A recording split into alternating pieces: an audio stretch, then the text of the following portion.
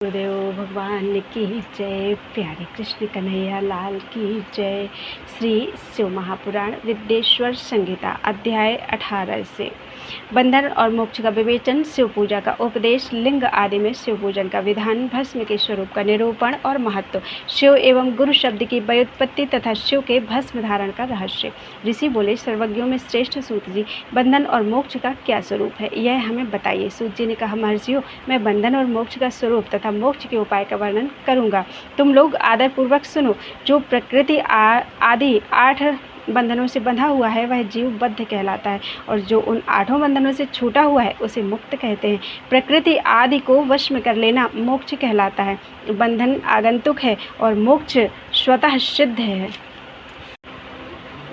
प्रकृति आदि को वश में कर लेना मोक्ष कहलाता है। बंधन आगंतुक है और मोक्ष स्वतः सिद्ध है। बद्ध जीव जब बंधन से मुक्त हो जाता है तब उसे मुक्त जीव कहते हैं। प्रकृति, बुद्धि अर्थात महत्तत्व, त्रिगुणात्मक अहंकार और 5 तन्मात्राएं हैं। इन्हें ज्ञानी पुरुष प्रकृत्याद्य अष्टक मानते हैं। प्रकृति आदि 8 तत्वों के समूह से देह की उत्पत्ति हुई है। देह से कर्म उत्पन्न होता है और फिर कर्म से नूतन देह की उत्पत्ति होती है। इस प्रकार बारंबार जन्म और कर्म होते रहते हैं। शरीर को स्थूल, सूक्ष्म और कारण के भेद से 3 प्रकार का जानना चाहिए। स्थूल शरीर अर्थात जागृत अवस्था में व्यापार करने वाला, सूक्ष्म शरीर जागृत और स्वप्न अवस्थाओं में इंद्रिय भोग प्रदान करने वाला, तथा कारण शरीर सुषुप्तावस्था में आत्मानंद की अनुभूति कराने वाला कहा गया है। जीव को उसके प्रारब्ध कर्मानुसार सुख दुख प्राप्त होते हैं। वह अपने पुण्य कर्मों के फलस्वरूप सुख और पाप कर्मों के फलस्वरूप दुख का उपभोग करता है। अतः कर्म पाश से बंधा हुआ जीव अपने त्रिविध शरीर से होने वाले शुभ अशुभ कर्मों के द्वारा सदा चक्र की भांति बारंबार घुमाया जाता है। इस चक्रवत भ्रमण की निवृत्ति के लिए चक्रकर्ता का स्तवन एवं आराधन करना चाहिए। प्रकृति आदि जो 8 पाश बतलाए गए हैं उनका समुदाय ही महाचक्र है। जो प्रकृति से परे है वह परमात्मा शिव हैं। भगवान महेश्वर ही प्रकृति आदि महाचक्र के कर्ता हैं, क्योंकि वे प्रकृति से परे हैं। जैसे बकायन नामक वृक्ष का थाला जल को पीता और उगलता है, उसी प्रकार शिव प्रकृति आदि को अपने वश में करके उस पर शासन करते हैं। उन्होंने सबको वश में कर लिया है, इसलिए वे शिव कहे गए हैं। शिव ही सर्वज्ञ, परिपूर्ण तथा निष्प्रह हैं। सर्वज्ञता, तृप्ति, अनादि बोध, स्वतंत्रता, नित्य अलुप्त शक्ति से संयुक्त होना और अपने भीतर अनंत शक्तियों को धारण करना, महेश्वर के इन 6 प्रकार के मानसिक ऐश्वर्यों को केवल वेद जानता है। अतः भगवान शिव के अनुग्रह से ही प्रकृति आदि 8 तत्व वश में हो जाते हैं। भगवान शिव का कृपा प्रसाद प्राप्त करने के लिए उन्हीं का पूजन करना चाहिए। यदि कहें शिव तो परिपूर्ण है, निष्प्रह हैं, उनकी पूजा कैसे हो सकती है, तो इसका उत्तर यह है कि भगवान शिव के उद्देश्य से उनकी प्रसन्नता के लिए किया हुआ सत्कर्म उनके कृपा प्रसाद को प्राप्त कराने वाला होता है। शिवलिंग में, शिव की प्रतिमा में तथा शिव भक्त जनों में शिव की भावना करके उनकी प्रसन्नता के लिए पूजा करनी चाहिए। वह पूजन शरीर से, मन से, वाणी से और धन से भी किया जा सकता है। उस पूजा से महेश्वर शिव जो प्रकृति से परे हैं पूजक पर विशेष कृपा करते हैं और उनका वह कृपा प्रसाद सत्य होता है। शिव की कृपा से कर्म आदि सभी बंधन अपने वश में हो जाते हैं। कर्म से लेकर प्रकृति पर्यंत सब कुछ जब वश में हो जाता है तब वह जीव मुक्त कहलाता है और स्वात्माराम रूप से विराजमान होता है। परमेश्वर शिव की कृपा से जब कर्मजनित शरीर अपने वश में हो जाता है तब भगवान शिव के लोक में निवास का सौभाग्य प्राप्त होता है। इसी को शालोक्य मुक्ति कहते हैं। जब तन्मात्राएं वश में हो जाती हैं तब जीव जगदम्बा सहित शिव का सामीप्य प्राप्त कर लेता है। यह सामीप्य मुक्ति है। उसके आयुध आदि और क्रिया आदि सब कुछ भगवान शिव के समान हो जाते हैं। भगवान का महाप्रसाद प्राप्त होने पर बुद्धि भी वश में हो जाती है। बुद्धि प्रकृति का कार्य है, उसका वश में होना साष्टी मुक्ति कहा गया है। पुनः भगवान का महान अनुग्रह प्राप्त होने पर प्रकृति वश में हो जाएगी। उस समय भगवान शिव का मानसिक ऐश्वर्य बिना यत्न के ही प्राप्त हो जाएगा। सर्वज्ञता और तृप्ति आदि जो शिव के ऐश्वर्य हैं उन्हें पाकर मुक्त पुरुष अपने आत्मा में ही विराजमान रहता है। वेद और शास्त्रों में विश्वास रखने वाले विद्वान पुरुष इसी को सायुज्य मुक्ति कहते हैं। इस प्रकार लिंग आदि में शिव की पूजा करने से क्रमशः मुक्ति स्वतः प्राप्त हो जाती है। इसलिए शिव का कृपा प्रसाद प्राप्त करने के लिए तत्संबंधी क्रिया आदि के द्वारा उन्हीं का पूजन करना चाहिए। शिव क्रिया, शिव तप, शिव मंत्र जप, शिव ज्ञान और शिव ध्यान के लिए सदा उत्तरोत्तर अभ्यास बढ़ाना चाहिए। प्रतिदिन प्रातः काल से रात को सोते समय तक और जन्म काल से लेकर मृत्यु पर्यंत सारा समय भगवान शिव के चिंतन में ही बिताना चाहिए। सद्योजात आदि मंत्रों तथा नाना प्रकार के पुष्पों से जो शिव का पूजन करता है वह शिव को ही प्राप्त होगा। ऋषि बोले, उत्तम व्रत का पालन करने वाले सूत जी, लिंग आदि में शिव जी की पूजा का क्या विधान है, यह हमें बताइए। सूत जी ने कहा, द्विजो, मैं लिंगों के क्रम का यथावत वर्णन कर रहा हूँ, तुम सब लोग सुनो। वह प्रणव ही समस्त अभीष्ट वस्तुओं को देने वाला है। प्रथम लिंग है, उसे सूक्ष्म प्रणव रूप समझो। सूक्ष्म लिंग निष्कल होता है और स्थूल लिंग सकल। पंचाक्षर मंत्र को ही स्थूल लिंग कहते हैं। उन दोनों प्रकार के लिंगों का पूजन तप कहलाता है। वे दोनों ही लिंग साक्षात मोक्ष देने वाले हैं। पौरुष लिंग और प्रकृति लिंग के रूप में बहुत से लिंग हैं, उन्हें भगवान शिव ही विस्तार पूर्वक बता सकते हैं, दूसरा कोई नहीं जानता। पृथ्वी के विकारभूत जो लिंग ज्ञात हैं उनको मैं तुम्हें बता रहा हूँ। उनमें स्वयंभू लिंग प्रथम है, दूसरा बिंदु लिंग, तीसरा प्रतिष्ठित लिंग, चौथा चर लिंग और पांचवा गुरु लिंग है। देवर्षियों की तपस्या से संतुष्ट होकर उनके समीप प्रकट होने के लिए पृथ्वी के अंतर्गत बीज रूप से व्याप्त हुए भगवान शिव वृक्षों के अंकुर की भांति भूमि को भेद कर नादलिंग के रूप में व्यक्त हो जाते हैं। वे स्वतः व्यक्त हुए शिव ही स्वयं प्रकट होने के कारण स्वयंभू नाम धारण करते हैं। ज्ञानी जन उन्हें स्वयंभू लिंग के रूप में जानते हैं। उस स्वयंभू लिंग की पूजा से उपासक का ज्ञान स्वयं ही बढ़ने लगता है। सोने चांदी आदि के पत्र पर, भूमि पर अथवा वेदी पर अपने हाथ से लिखित जो शुद्ध प्रणव मंत्र रूप लिंग है उसमें तथा मंत्र लिंग का आलेख करके उसमें भगवान शिव की प्रतिष्ठा और आवाहन करें। ऐसा बिंदु नादमय लिंग स्थावर और जंगम दोनों ही प्रकार का होता है। इसमें शिव का दर्शन भावनामय ही है, ऐसा निसंदेह कहा जा सकता है। जिसको जहाँ भगवान शंकर के प्रकट होने का विश्वास हो उसके लिए वही प्रकट होकर वे अभीष्ट फल प्रदान करते हैं। अपने हाथ से लिखे हुए यंत्र में अथवा अकृत्रिम स्थावर आदि में भगवान शिव का आवाहन करके 16 उपचारों से उनकी पूजा करें। ऐसा करने से साधक स्वयं ही ऐश्वर्य को प्राप्त कर लेता है और इस साधन के अभ्यास से उसको ज्ञान भी होता है। देवताओं और ऋषियों ने आत्मसिद्धि के लिए अपने हाथ से वैदिक मंत्रों के उच्चारण पूर्वक शुद्ध मंडल में शुद्ध भावना द्वारा जिस उत्तम शिवलिंग की स्थापना की है उसे पौरुष लिंग कहते हैं तथा वही प्रतिष्ठित लिंग कहलाता है। उस लिंग की पूजा करने से सदा पौरुष ऐश्वर्य की प्राप्ति होती है। महान ब्राह्मण और महाधनी राजा किसी कारीगर से शिवलिंग का निर्माण कराकर जो मंत्र पूर्वक उसकी स्थापना करते हैं उनके द्वारा स्थापित हुआ वह लिंग भी प्रतिष्ठित लिंग कहलाता है, किंतु वह प्राकृत लिंग है। इसलिए प्राकृत ऐश्वर्य भोग को ही देने वाला होता है। जो शक्तिशाली और नित्य होता है उसे पौरुष कहते हैं तथा जो दुर्बल और अनित्य होता है वह प्राकृत कहलाता है। लिंग नाभि, जिह्वा, नासाग्रभाग और शिखा के क्रम से कटे हृदय और मस्तक तीनों स्थानों में जो लिंग की भावना की गई है उस आध्यात्मिक लिंग को ही चरलिंग कहते हैं। पर्वत का पौरुष लिंग बताया गया है और भूतल को विद्वान पुरुष प्राकृत लिंग मानते हैं। वृक्ष आदि को पौरुष लिंग जानना चाहिए और गुल्म आदि को प्राकृत लिंग, साठी नामक धान्य को प्राकृत लिंग समझना चाहिए और साली अर्थात अगहनी एवं गेहूँ को पौरुष लिंग। अड़िमा आदि 8 सिद्धियों को देने वाला जो ऐश्वर्य है उसे पौरुष ऐश्वर्य जानना चाहिए। सुंदर स्त्री तथा धन आदि विषयों को आस्तिक पुरुष प्राकृत ऐश्वर्य कहते हैं। चरलिंगों में सबसे प्रथम रसलिंग का वर्णन किया जाता है। रसलिंग ब्राह्मणों को उनकी सारी अभीष्ट वस्तुओं को देने वाला है। शुभ कारक वाणलिंग क्षत्रियों को महान राज्य की प्राप्ति कराने वाला है। सुवर्ण लिंग वैश्यों को महाधनपति का पद प्रदान करने वाला है तथा सुंदर शिवलिंग शूद्रों को महाशुद्धि देने वाला है। स्फटिकमय लिंग तथा वाणलिंग सब लोगों को उनकी समस्त कामनाएं प्रदान करने वाला है। अपना ना हो तो दूसरे का स्फटिक या वाणलिंग भी पूजा के लिए निषिद्ध नहीं है। स्त्रियों विशेषतः सद्भावों के लिए पार्थिव लिंग की पूजा का विधान है। प्रवृत्ति मार्ग में स्थित विधवाओं के लिए स्फटिक लिंग की पूजा बताई गई है, परंतु विरक्त विधवाओं के लिए रसलिंग की पूजा को ही श्रेष्ठ कहा गया है। उत्तम व्रत का पालन करने वाली महर्षियों बचपन में, जवानी में और बुढ़ापे में भी शुद्ध स्फटिकमय शिवलिंग का पूजन स्त्रियों को समस्त भोग प्रदान करने वाला है। ग्रहशक्त स्त्रियों के लिए पीठ पूजा भूतल पर संपूर्ण अभीष्ट को देने वाली है। प्रवृत्ति मार्ग में चलने वाला पुरुष सुपात्र गुरु के सहयोग से ही समस्त पूजा कर्म संपन्न करे। इष्ट देव का अभिषेक करने के पश्चात अगहनी के चावल से बने हुए खीर आदि पकवानों द्वारा नैवेद्य अर्पण करें। पूजा के अंत में शिवलिंग को संपुट में पधराकर घर के भीतर पृथक रख दें। जो निवृत्ति मार्गी पुरुष हैं उनके लिए हाथ पर ही शिवलिंग पूजा का विधान है।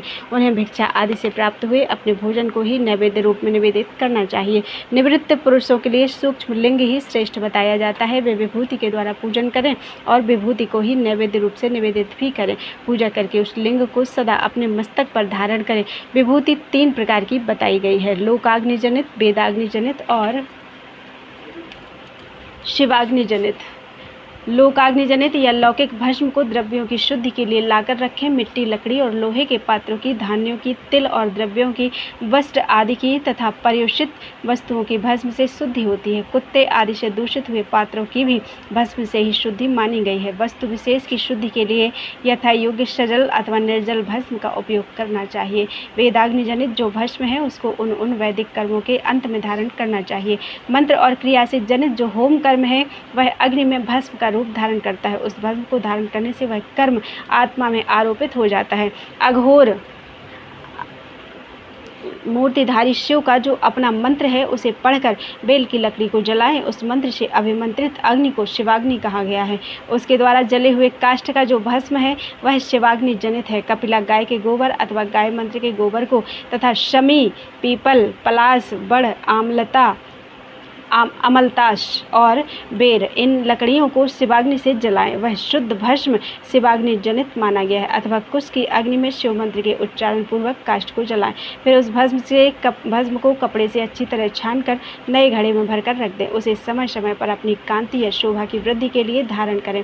ऐसा करने वाला पुरुष सम्मानित एवं पूजित होता है। पूर्व काल में भगवान शिव ने भस्म शब्द का ऐसा ही अर्थ प्रकट किया था। जैसे राजा अपने राज्य में सारभूत कर को ग्रहण करता है, जैसे मनुष्य सस्य आदि को जलाकर उसका सार ग्रहण करते हैं, तथा जैसे जठरा नल नाना प्रकार के भक्ष्य भोज्य आदि पदार्थों को भारी मात्रा में ग्रहण करके जलाता है, जलाकर सारतर वस्तु ग्रहण करता है और उस सारतर वस्तु से स्वदेह का पोषण करता है, उसी प्रकार प्रपंचकर्ता परमेश्वर शिव ने भी अपने में आधेय रूप से विद्यमान प्रपंच को जलाकर भस्म रूप से उसके सार तत्व को ग्रहण किया है। प्रपंच को दग्ध करके शिव ने उसके भस्म को अपने शरीर में लगाया है। राख भभूत पोतने के बहाने जगत के सार को ही ग्रहण किया है। अपने शरीर में अपने लिए रत्न स्वरूप भस्म को इस प्रकार स्थापित किया है।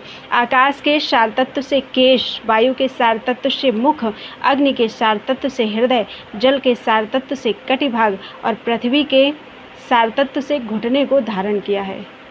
इसी तरह उनके सारे अंग विभिन्न वस्तुओं के सार रूप है। महेश्वर ने अपने ललाट में तिलक रूप से जो त्रिपुंड धारण किया है वह ब्रह्मा, विष्णु और रुद्र का सार तत्व है। वे इन सब वस्तुओं को जगत के अभ्युदय का हेतु मानते हैं। इन भगवान शिव ने ही प्रपंच के सार स्वरूप को अपने वश में किया है, अतः इन्हें अपने वश में करने वाला दूसरा कोई नहीं है। जैसे समस्त मृगों का हिंसक मृग सिंह कहलाता है और उसकी हिंसा करने वाला दूसरा कोई मृग नहीं है, अतएव उसे सिंह कहा गया है। शकार का अर्थ है नित्य सुख एवं आनंद, इकार का अर्थ है पुरुष और बकार का अर्थ है अमृत स्वरूपा शक्ति। इन सबका सम्मिलित रूप ही शिव कहलाता है। अतः इस रूप में भगवान शिव को अपना आत्मा मानकर उनकी पूजा करनी चाहिए। अतः पहले अपने अंगों में भस्म मलें, फिर ललाट में उत्तम त्रिपुंड धारण करें। पूजा काल में सजल भस्म का उपयोग होता है और द्रव्य शुद्धि के लिए निर्जल भस्म का। गुणातीत परम शिव राजस आदि सविकार गुणों का अवरोध करते हैं, अर्थात दूर हटाते हैं, इसलिए वे सबके गुरु रूप का आश्रय लेकर स्थित हैं। गुरु विश्वासी शिष्यों के तीनों गुणों को पहले दूर करके फिर उन्हें शिव तत्व का बोध कराते हैं, इसलिए गुरु कहलाते हैं। गुरु की पूजा परमात्मा शिव की ही पूजा है। गुरु के उपयोग से बचा हुआ सारा पदार्थ आत्मशुद्धि करने वाला होता है। गुरु की आज्ञा के बिना उपयोग में लाया हुआ सब कुछ वैसा ही है जैसे चोर चोरी करके लाई हुई वस्तु का उपयोग करता है। गुरु से भी विशेष ज्ञानवान पुरुष मिल जाए तो उसे भी यत्नपूर्वक गुरु बना लेना चाहिए। अज्ञान रूपी बंधन से छूटना ही जीव मात्र के लिए साध्य पुरुषार्थ है, अतः जो विशेष ज्ञानवान है वही जीव को उस बंधन से छुड़ा सकता है। जन्म और मरण रूप द्वंद्व को भगवान शिव की माया ने ही अर्पित किया है। जो इन दोनों प्राणों को शिव की माया को ही अर्पित कर देता है वह फिर शरीर के बंधन में नहीं पड़ता। जब तक शरीर रहता है तब तक जो क्रिया के ही अधीन है वह जीव बद्ध कहलाता है। स्थूल, सूक्ष्म और कारण तीनों शरीरों को वश में कर लेने पर जीव का मोक्ष हो जाता है, ऐसा ज्ञानी पुरुषों का कथन है। माया चक्र के निर्माता भगवान शिव ही परम कारण हैं। वे अपनी माया के दिए हुए द्वंद्व का स्वयं ही परिमार्जन करते हैं। अतः शिव के द्वारा कल्पित हुआ द्वंद्व उन्हीं को समर्पित कर देना चाहिए। जो शिव की पूजा में तत्पर हो वह मौन रहे, सत्य आदि गुणों से संयुक्त हो तथा क्रिया, जप, तप, ज्ञान और ध्यान में से एक एक का अनुष्ठान करता रहे। ऐश्वर्य, दिव्य शरीर की प्राप्ति, ज्ञान का उदय, अज्ञान का निवारण और भगवान शिव के सामीप्य का लाभ, ये क्रमशः क्रिया आदि के फल हैं। निष्काम कर्म करने से अज्ञान का निवारण हो जाने के कारण शिवभक्त पुरुष उसके यथोक्त फल को पाता है। शिवभक्त पुरुष देश, काल, शरीर और धन के अनुसार यथा योग्य क्रिया आदि का अनुष्ठान करे। न्यायोपार्जित उत्तम धन से निर्वाह करते हुए विद्वान पुरुष शिव के स्थान में निवास करे। जीव हिंसा आदि से रहित और अत्यंत क्लेश शून्य जीवन बिताते हुए पंचाक्षर मंत्र के जप से अभिमंत्रित अन्न और जल को सुख स्वरूप माना गया है। अथवा कहते हैं कि दरिद्र पुरुष के लिए भिक्षा से प्राप्त हुआ अन्न ज्ञान देने वाला होता है। शिव भक्त को भिक्षान्न प्राप्त हो तो वह शिव भक्ति को बढ़ाता है। शिव योगी पुरुष भिक्षान्न को शंभुशत्र कहते हैं। जिस किसी भी उपाय से जहाँ कहीं भी भूतल पर शुद्ध अन्न का भोजन करते हुए सदा मौन भाव से रहें और अपने साधन का रहस्य किसी पर प्रकट ना करें, भक्तों के समक्ष ही शिव के महात्म्य को प्रकाशित करें। शिव मंत्र के रहस्य को भगवान शिव ही जानते हैं, दूसरा नहीं। अध्याय 18 पूरा हुआ। बोलो वृंदावन बिहारी लाल की जय। पार्थिव लिंग के निर्माण की रीति तथा वेद मंत्रों द्वारा उसके पूजन की विस्तृत एवं संक्षिप्त विधि का वर्णन। तदनंतर पार्थिव लिंग की श्रेष्ठता तथा महिमा का वर्णन करके सूत जी कहते हैं, महर्षियों, अब मैं वैदिक कर्म के प्रति श्रद्धा भक्ति रखने वाले लोगों के लिए वेदोक्त मार्ग से ही पार्थिव पूजा की पद्धति का वर्णन करता हूँ। यह पूजा भोग और मोक्ष दोनों को देने वाली है। आह्निक सूत्रों में बताई हुई विधि के अनुसार विधिपूर्वक स्नान और संध्योपासना करके पहले ब्रह्म यज्ञ करें, तत्पश्चात देवताओं, ऋषियों, शनकादि मनुष्यों और पितरों का तर्पण करें।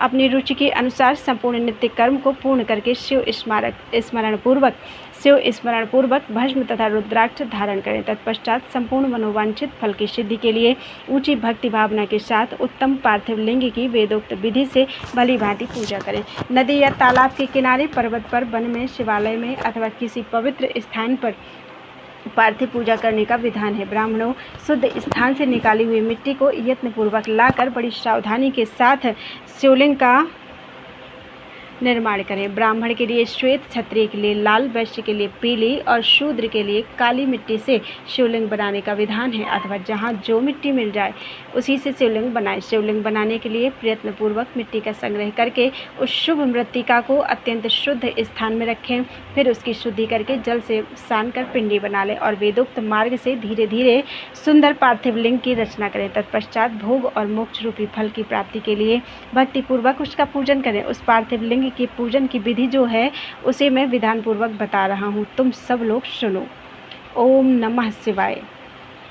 इस मंत्र का उच्चारण करते हुए समस्त पूजन सामग्री का प्रोक्षण करें, उस पर जल छिड़कें। इसके बाद भूरसि अर्थात भूरसि भूमिरस्य दितिरसि विश्वधाया विश्वस्य भुवनस्य धर्त्री पृथ्वीं यच्च पृथ्वीं द्रम ह पृथ्वीं माहिंसी। थोड़ा मंत्र की तर्ज फिर से पढ़ देते हैं। भूरसि भूमिरस्य दितिरसि विश्वधाया विश्वस्य भुवनस्य धर्त्री पृथ्वीं यच्च पृथ्वीं द्रम ह पृथ्वीं माहिंसी। इस मंत्र से क्षेत्र सिद्धि करें। फिर आपो अस्मान अर्थात आपो अस्मान मातरः शुद्धयन्तु घृतेन नो घृतत्वः पुनन्तु विश्वं हीरिप्रं प्रवहन्ति देवीरुदिताभ्याः सुचिरा पूत एमि। इस मंत्र से जल का संस्कार करें। इसके बाद नमस्ते रुद्र अर्थात नमस्ते रुद्र मन्यव उतोत ईशवे नमः बाहुभ्यामुत ते नमः। इस मंत्र से स्फटिका बंध अर्थात स्फटिक शिला का घेरा बनाने की बात कही गई है।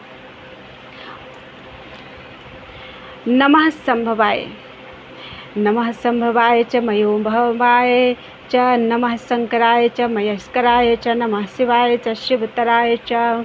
इस मंत्र से क्षेत्र शुद्धि और पंचामृत का प्रोक्षण करें। तत्पश्चात शिवभक्त पुरुष नमः पूर्वक नीलग्रीवाय अर्थात नमोस्तु नीलग्रीवाय सहस्राक्षाय मीणुषे अथो ये अस्य सत्वानोहम तेभ्यो करम नमः।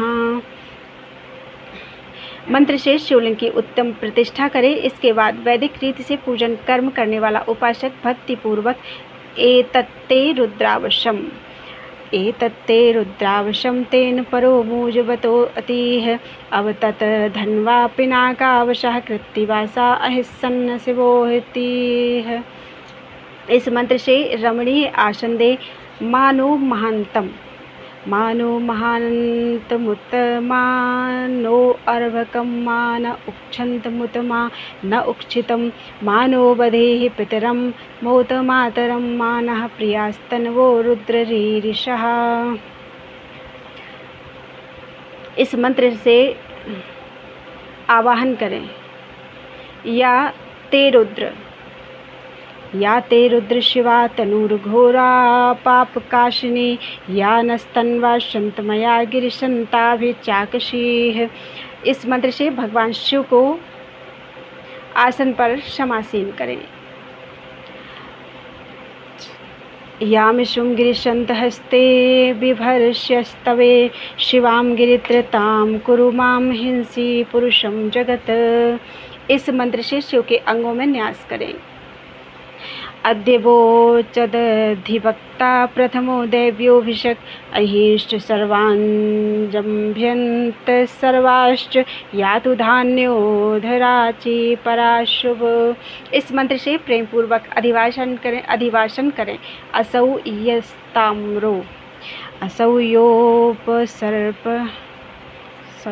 असौ यस्ताम्रो अरुण उत बभ्रुषु मंगलः ये चैनं रुद्रा अभितो दिक्षु श्रिताः सहस्रशो वैशाहेडीमहे। इस मंत्र से शिवलिंग में इष्ट देवता शिव का न्यास करें। उसके बाद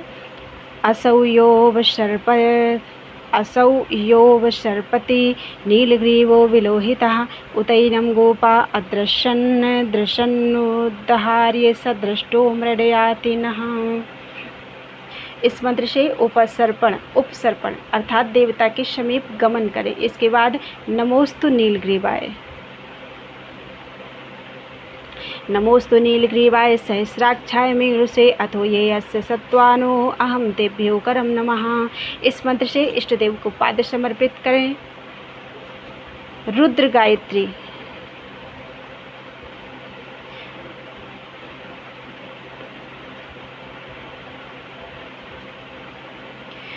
गायत्री त्र्यंबकं यजामहे सुगंधिं पुष्टिवर्धनम् उर्वारुकमिव बन्धनात् मृत्योर्मुक्षीयमामृतात्। त्र्यंबकं यजामहे सुगंधिं पतिवेदनम् उर्वारुकमिव बन्धनादितो मुक्षीयमामुतः। ये रुद्र गायत्री से अर्घ्य दें। उसके बाद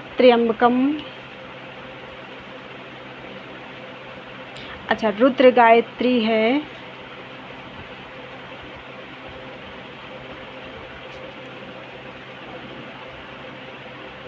इसमें मुझे रुद्र गायत्री मंत्र नहीं मिला है। त्र्यंबकम मंत्र से आचमन कराएं। पयः पृथिव्यां पय औषधीषु पयो दिव्यदिक्षे पयोधा पयस्वती प्रदिशः सन्तु मह्यम।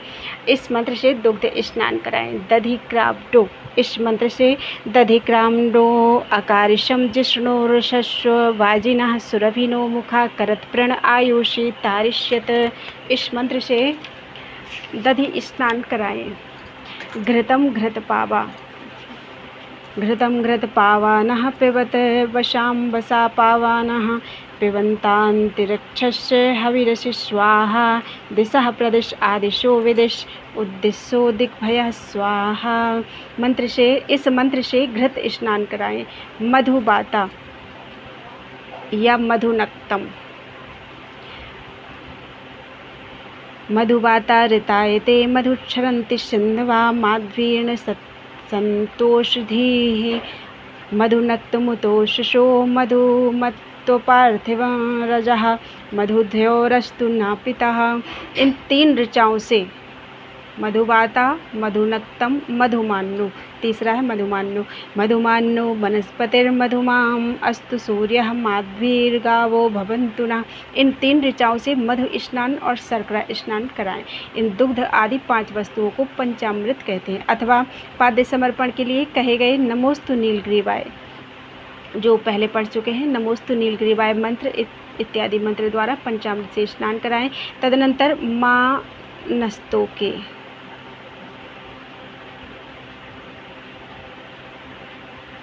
मानस्तोके तनये मान आयुषि मानो गोषु मानो अश्वेषु रीरिषः मानो वीरान रुद्रभामिनो बर्धीर हविष्मन्त शतमित्वां हवामहे। इस मंत्र से प्रेम पूर्वक भगवान शिव को कटिबंध अर्थात करधनी पहनाएं, करधनी अर्पित करें। नमो धृष्णवे च प्रमिश्राय च नमो नृसंगिणे चेषु धीमते च नमस्तीक्ष्णेष्वे चायुधिने च नमः स्वायुधाय च धन्वने च नमः।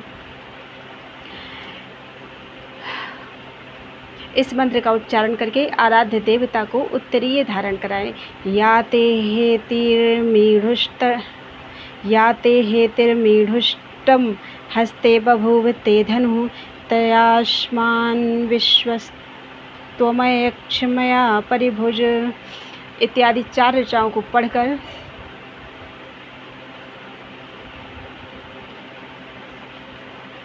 वेदक 4 ऋचाएँ दी गई हैं। परिते धन्वनो हेतिरश्मान् वृणक्तु विश्वतः अथो य इषुधिस्तवारे अस्मन्नीते हितम् अवतत्य धनुष्टुं सहस्राक्षसते शुधे निसीर्य शल्यानां मुखा शिवो न सुमना भव नमस्त आयुधाया नातताय धृष्णवे उभाभ्यामुत ते नमो बाहुभ्यां तव धन्वने। इन 4 ऋचाओं को पढ़कर वेदज्ञ भक्त प्रेम से विधि पूर्वक भगवान शिव के लिए वस्त्र एवं यज्ञोपवीत समर्पित करें। इसके बाद नमः स्वभ्यः स्वपतिभ्यश्च वो नमो नमो भवाय च रुद्राय च नमः सर्वाय च पशुपतये च नमो नीलग्रीवाय च क्षितिकण्वाय च। इत्यादि मंत्र को पढ़कर शुद्ध बुद्धि वाला भक्त पुरुष भगवान को प्रेम पूर्वक गंध अर्थात सुगंधित चंदन एवं रोली चढ़ाए। नमस्तक्षभ्यो रथकारेभ्यश्च वो नमो नमः कुलालेभ्यः कर्मारेभ्यश्च वो नमो नमो निषादेभ्यः पुंजश्रेष्ठभ्यश्च वो नमो नमः स्वनेभ्यो मृगयुभ्यश्च वो नमो नमः। इस मंत्र से अक्षत अर्पित करें। नमः पार्याय चार्वायाय च नमः प्रतरणाय चोत्तरणाय च नमस्तीर्थयाय च कूल्याय च नमः सस्प्याय च फेन्याय च। इस मंत्र से फूल चढ़ाएं। नमः पर्णाय च पर्णसदाय च नमः उद्गुर्माणाय चाभिघ्नते च नमः आखिदते च प्राखिदते च नमः इषुकृद्भयो धनुष्कृद्भ्यश्च वो नमो नमो वह किकिरेभ्यो देवानां हृदयेभ्यो नमो विचिन्वतकेभ्यो नमो नमः आनिर्हतेभ्यः। इस मंत्र से बिल्वपत्र समर्पण करें। नमः कपर्दिने च व्युक्तकेशाय च नमः सहस्राक्षाय च शतधन्वने च नमो गिरिशयाय च सिपिविष्टाय च नमो मेढुष्टमाय चेषुमते च। इस इत्यादि मंत्र से विधिपूर्वक धूप दें। नम आशवे चाजिराय च नमः शीघ्रयाय च सीम्याय च नम ऊर्म्याय चावस्वन्याय च नमो नादेयाय च द्वीप्याय च। इस ऋचा से शास्त्रोक्त विधि के अनुसार दीप निवेदन करें। तत्पश्चात हाथ धोकर नमो ज्येष्ठाय च कनिष्ठाय च नमः पूर्वजाय चापरजाय च नमो मध्यमाय चापगल्भाय च नमो जघन्याय च बुधन्याय च। इस मंत्र से उत्तम नैवेद्य अर्पित करें। फिर पूर्वोक्त त्र्यंबकम मंत्र से आचमन कराएं। इमा रुद्राय तवशे कपर्दिने क्षयद्वीराय प्रभरामहे मति यथा शमशद द्विपदे चतुष्पदे विश्वं पुष्टम ग्रामे अस्मिन्नातुरम। इस ऋचा से फल समर्पण करें। फिर नमो ब्रज्याय च गोष्ठ्याय च नमस्तल्प्याय च गेह्याय च नमो हृदयाय च निवेश्याय च नमः काट्याय च गह्वेरिष्ठाय च।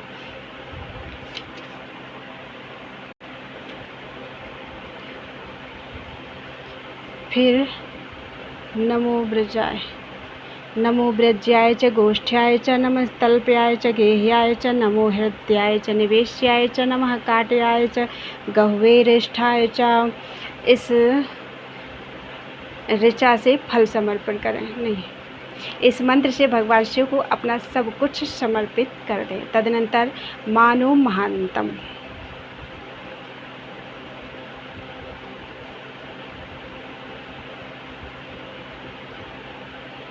तथा मानस्तोके, इन पूर्वोक्त 2 मंत्रों द्वारा, ये पहले आ चुके हैं, अभी यहाँ पे नहीं है, तो इन पूर्वोक्त 2 मंत्रों द्वारा केवल अक्षतों से 11 रुद्रों का पूजन करें। फिर हिरण्यगर्भ इत्यादि मंत्र से जो 3 ऋचाओं के रूप में पठित है दक्षिणा चढ़ाएं। देवस्य त्वां शावितुः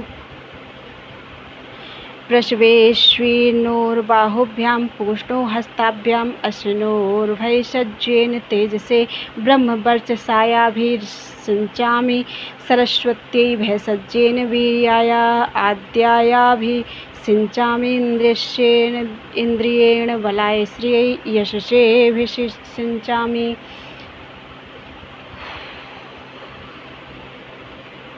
इस मंत्र से विद्वान पुरुष आराध्य देव का अभिषेक करें। दीप के लिए बताए हुए नमः आश्वे इत्यादि मंत्र से भगवान शिव की नीराजना अर्थात आरती करें।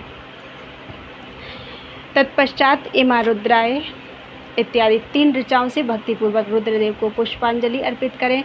मानो महांतम, इस मंत्र से विज्ञ उपासक पूजनीय देवता की परिक्रमा करें। फिर उत्तम बुद्धि वाला उपासक मानस्तु के इस मंत्र से भगवान को साष्टांग प्रणाम करें। एस्ते रुद्रभागः सहस्राम्बिकया तमजुषस्व स्वाहा एस्ते रुद्रभाग आखुस्तो पशुः। इस मंत्र से शिव मुद्रा का प्रदर्शन करें। यतो यतः समीहसे ततो नो अभयम कुरुम शम नमः कुरु प्रजाभ्यो अभयम न पशुभ्यः। इस मंत्र से अभय नामक मुद्रा का और त्र्यंबक मंत्र से ज्ञान नामक मुद्रा का। त्र्यंबकम यजामहे सुगंधिम पुष्टिवर्धनम उर्वारुकमिव बंधनात् मृत्युर्मुक्षीयमामृतात्। तो इस मंत्र से ज्ञान नामक मुद्रा का तथा नमः सेनाभ्यः सेनानिभ्यश्च वो नमो रथेभ्यो अरथेभ्यश्च वो नमो नमः छत्रभ्यः संगृहीतृभ्यश्च वो नमो महद्भ्यो अर्भकेभ्यश्च वो नमः इत्यादि मंत्र से महामुद्रा का प्रदर्शन करें। नमो गोभ्यः श्रीमतीभ्यः सौरभेभ्य एव च नमो ब्रह्मसुताभ्यश्च पवित्राभ्यो नमो नमः। इस ऋचा द्वारा धेनु मुद्रा दिखाएं। इस तरह 5 मुद्राओं का प्रदर्शन करके शिव संबंधी मंत्रों का जप करें अथवा वेदज्ञ पुरुष शतरुद्रीय मंत्र की आवृत्ति करें। तत्पश्चात वेदज्ञ पुरुष पंचांग पाठ करें। तदनंतर देवा गातुविदो गातुं वित्वा गातुमित मनश्शस्पत इमं देवं यज्ञं स्वाहा वाते धाः इत्यादि मंत्र से भगवान शंकर का विसर्जन करें। इस प्रकार शिव पूजा की वैदिक विधि का विस्तार से प्रतिपादन किया गया।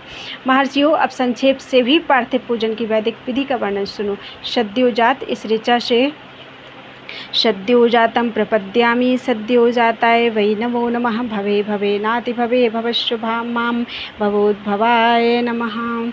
इस ऋचा से पार्थिव लिंग बनाने के लिए मिट्टी ले आएं। ओम वामदेवाय नमो, ज्येष्ठाय नमः, श्रेष्ठाय नमो, रुद्राय नमः, कालाय नमः, कलविकर्णाय नमो, बलविकर्णाय नमो, बलाय नमो, बलप्रमथनाय नमः, सर्वभूतदमनाय नमो, मनोन्मथाय नमः इत्यादि मंत्र पढ़कर उसमें जल डालें। जब मिट्टी सनकर तैयार हो जाए तब अघोर ओम अघोरेभ्योऽथ घोरेभ्यो घोर घोरतरेभ्यो सर्वेभ्यः सर्व सर्वेभ्यो नमस्ते अस्तु रुद्ररूपेभ्यः इस मंत्र से लिंग निर्माण करें। फिर तत्पुरुषाय ओम तत्पुरुषाय विद्महे महादेवाय धीमहि तन्नो रुद्रः प्रचोदयात् इस मंत्र से विधिवत उसमें भगवान शिव का आवाहन करें। तदनंतर ईशान ओम ईशान सर्वविद्यानाम ईश्वरः सर्वभूतानां ब्रह्माधिपतिर्ब्रह्मणो ब्रह्मा शिवो मेस्तु सदाशिवोम इस मंत्र से भगवान शिव को वेदी पर स्थापित करें।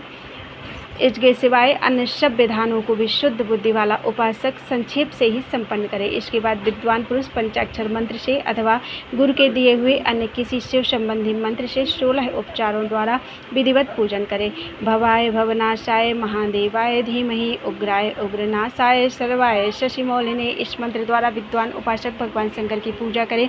वह भ्रम छोड़कर उत्तम भाव भक्ति से शिव की आराधना करें, क्योंकि भगवान शिव भक्ति से ही मनोवांछित फल देते हैं। ब्राह्मणों, यहाँ जो वैदिक विधि से पूजन का क्रम बताया गया है, इसका पूर्ण रूप से आदर करता हुआ मैं पूजा की एक दूसरी विधि बता रहा हूँ, जो उत्तम होने के साथ ही सर्वसाधारण के लिए उपयोगी है।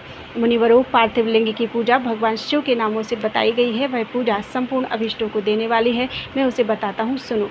हर, महेश्वर, शंभु, शूलपाणी, पिनाक, धृक, शिव, पशुपति और महादेव, ये क्रमशः शिव के 8 नाम हैं। उनमें से प्रथम नाम के द्वारा अर्थात ओम हराय नमः का उच्चारण करके पार्थिव लिंग बनाने के लिए मिट्टी लाएं। दूसरे नाम अर्थात ओम महेश्वराय नमः का उच्चारण करके लिंग निर्माण करें। फिर ओम संभवे नमः बोलकर उस पार्थिव लिंग की प्रतिष्ठा करें। तत्पश्चात ओम शूलपाणये नमः कहकर उस पार्थिव लिंग में भगवान शिव का आवाहन करें। ओम पिनाकधृषे नमः कहकर उस शिवलिंग को नहलाएं। ओम शिवाय नमः बोलकर उसकी पूजा करें। फिर ओम पशुपतये नमः कहकर क्षमा प्रार्थना करें और अंत में ओम महादेवाय नमः कहकर आराध्य देव का विसर्जन कर दें। प्रत्येक नाम के आदि में ओमकार और अंत में चतुर्थी विभक्ति के साथ नमः पद लगाकर बड़े आनंद और भक्तिभाव से पूजन संबंधी सारे कार्य करने चाहिए। हरो महेश्वरः शंभु शूलपाणि पिनाकधृक् शिवः पशुपतिश्चैव महादेव इति क्रमात् मृदाहरण संघट्ट प्रतिष्ठावानमेव च श्रपणं पूजनं चैव क्षमस्वेति विसर्जनम् ओंकारादि चतुर्थ्यन्तैर्नमो अन्तैर्नामभिक्रमात् कर्तव्याश्च क्रियाः सर्वा भक्त्या परमया मुदा। संरक्षण मंत्र से अंगन्यास और करन्यास की विधि भली भांति संपन्न करके फिर नीचे लिखे अनुसार ध्यान करें, जो कैलाश पर्वत पर एक सुंदर सिंहासन के मध्य भाग में विराजमान हैं, जिनके वाम भाग में भगवती उमा उनसे सटकर बैठी हुई हैं। सनक सनंदन आदि भक्तजन जिनकी पूजा कर रहे हैं तथा जो भक्तों के दुख रूपी दावानल को नष्ट कर देने वाले अप्रमेय शक्तिशाली ईश्वर हैं, उन विश्व विभूषण भगवान शिव का चिंतन करना चाहिए। भगवान महेश्वर का प्रतिदिन इस प्रकार ध्यान करें। उनकी अंग कांति चांदी के पर्वत की भांति गौर है। वे अपने मस्तक पर मनोहर चंद्रमा का मुकुट धारण करते हैं। रत्नों के आभूषण धारण करने से उनका श्रीअंग और भी उद्भाषित हो उठा है। उनके 4 हाथों में क्रमशः परशु, मृग मुद्रा, वर एवं अभय मुद्रा सुशोभित है। वे सदा प्रसन्न रहते हैं, कमल के आसन पर बैठे हैं और देवता लोग चारों ओर खड़े होकर उनकी स्तुति कर रहे हैं। उन्होंने वस्त्र की जगह व्याघ्र चर्म धारण कर रखा है। वे इस विश्व के आदि हैं, बीज कारण रूप हैं तथा सबका समस्त भय हर लेने वाले हैं। उनके 5 मुख हैं और प्रत्येक मुखमंडल में 3-3 नेत्र हैं। अंगन्यास और करन्यास का प्रयोग इस प्रकार समझना चाहिए। ओम ओम अंगुष्ठाभ्याम नमः, ओम नमः तर्जनीभ्याम नमः, ओम नम तर्जनीभ्याम नमः, ओम मम मध्यमाभ्याम नमः, ओम शिम अनाविकाभ्याम नमः, ओम वाम कनिष्ठिकाभ्याम नमः, ओम यम करतल करपृष्ठाभ्याम नमः इति करन्यासः। ओम ओम हृदयाय नमः, ओम नम शीर्षे स्वाहा, ओम मम शिखायै वसट, ओम शिव कवचाय होम, ओम वाम नेत्रयाय वषट, ओम इयम अस्त्राय फट, ओम इति हृदयादि षडंगन्यासः। यहाँ करन्यास और हृदयादि षडंगन्यास के 6 वाक्य दिए गए हैं। इनमें करन्यास के प्रथम वाक्य को पढ़कर दोनों तर्जनी अंगुलियों से अंगुष्ठों का स्पर्श करना चाहिए। शेष वाक्यों को पढ़कर अंगुष्ठों से तर्जनी आदि अंगुलियों का स्पर्श करना चाहिए। इसी प्रकार अंगन्यास में भी दाहिने हाथ से हृदय आदि अंगों का स्पर्श करने की विधि है। केवल कवच न्यास में दाहिने हाथ से बाईं भुजा और बाएं हाथ से दाईं भुजा का स्पर्श करना चाहिए।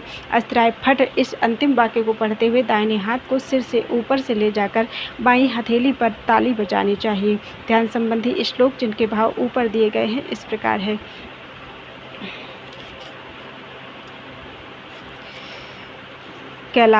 कैलासपीठासन मध्ये संस्थं भक्तैः सनन्दाधिविरच्यमानं भक्तार्थिदावानलहा प्रमेयं ध्यायोदिमालिङ्गितविश्वभूषणं ध्यायेन्नित्यं महेशं रजतगिरिनिभं चारुचन्द्रावतंसं रत्नाकल्पोज्ज्वलाङ्गं परशुमृगबराभीतिहस्तं प्रसन्नं पद्मासीनं समन्तास्तुतं मरगणैर्व्याघ्रकृतिं वशानं विश्वाद्यं विश्वबीजं निखिलभयहरं पंचवक्त्रं त्रिनेत्रम्।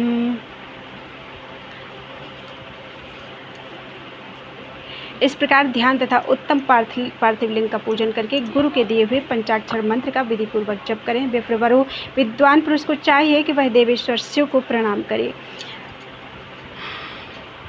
प्रणाम करके नाना प्रकार की स्तुतियों द्वारा उनका स्तवन करे तथा शतरुद्री का पाठ करे। तत्पश्चात अंजलि में अक्षत और फूल लेकर उत्तम भक्तिभाव से निम्नांकित मंत्रों को पढ़ते हुए प्रेम और प्रसन्नता के साथ भगवान शंकर से इस प्रकार प्रार्थना करें। सबको सुख देने वाले कृपा निधान। मैं इसमें संस्कृत पहले पढ़ देती हूँ, बाद में हिंदी पढ़ूंगी। भगवान शंकर से इस प्रकार प्रार्थना करें। तावकस्त्वद्गुण प्राणस त्वंचितो हम सदा मृड कृपानिधे इति ज्ञात्वा भूतनाथ प्रसीद मे अज्ञानाद्यदे वा ज्ञानाज्जप पूजादिकं मया कृतं तदस्तु सफलं कृपया तव शंकर। अहं पापी महानद्य पावनश्च भवान् महान् इति विज्ञाय गौरीश यदिच्छसि तथा कुरु। वेदैः पुराणैः सिद्धान्तैर्षिभिः विविधैरपि न ज्ञातोऽसि महादेव कुतोऽहं त्वां सदाशिव यथा तथा त्वदीयोऽस्मि सर्वभावैर्महेश्वर रक्षणीयस्त्वयाहं वै प्रसीद परमेश्वर। सबको सुख देने वाले कृपा निधान भूतनाथ शिव, मैं आपका हूँ। आपके गुणों में ही मेरे प्राण बसते हैं अथवा आपके गुण ही मेरे प्राण हैं। मेरे जीवन सर्वस्व है। मेरा चित्त सदा आपके ही चिंतन में लगा हुआ है। यह जानकर मुझ पर प्रसन्न होइए, कृपा कीजिए शंकर। मैंने अनजाने में अथवा जानबूझकर यदि कभी आपका जप और पूजन आदि किया हो तो आपकी कृपा से वह सफल हो जाए। गौरीनाथ, मैं आधुनिक युग का महान पापी हूँ, पतित हूँ और आप सदा से ही परम महान पतित पावन हैं। इस बात का विचार करके आप जैसा चाहें वैसा करें। महादेव सदाशिव वेदों पुराणों तथा नाना प्रकार के शास्त्रीय सिद्धांतों और विभिन्न महर्षियों ने भी अब तक आपको पूर्ण रूप से नहीं जाना, फिर मैं कैसे जान सकता हूँ। महेश्वर, मैं जैसा हूँ वैसा ही उसी रूप में संपूर्ण भाव से आपका हूँ, आपके आश्रित हूँ, इसलिए आपसे रक्षा पाने के योग्य हूँ। परमेश्वर, आप मुझ पर प्रसन्न होइए। मुने इस प्रकार प्रार्थना करके हाथ में लिए हुए अक्षत और पुष्प को भगवान शिव के ऊपर चढ़ाकर उन शंभुदेव को भक्तिभाव से विधि पूर्वक साष्टांग प्रणाम करें। तदनंतर शुद्ध बुद्धि वाला उपासक शास्त्रोक्त विधि से इष्ट देव की परिक्रमा करे। फिर श्रद्धापूर्वक स्तुतियों द्वारा देवेश्वर शिव की स्तुति करे। इसके बाद गला बजाकर अर्थात गले से अव्यक्त शब्द का उच्चारण करके पवित्र एवं विनीत चित्त वाला साधक भगवान को प्रणाम करे। फिर आदरपूर्वक विज्ञप्ति करें और उसके बाद विसर्जन। मुनिवरों, इस प्रकार विधि पूर्वक पार्थिव पूजा बताई गई तथा वह भोग और मोक्ष देने वाली तथा भगवान शिव के प्रति भक्ति भाव को बढ़ाने वाली है। अध्याय 19 और 20 पूरा हुआ। बोलो वृंदावन बिहारी लाल की जय।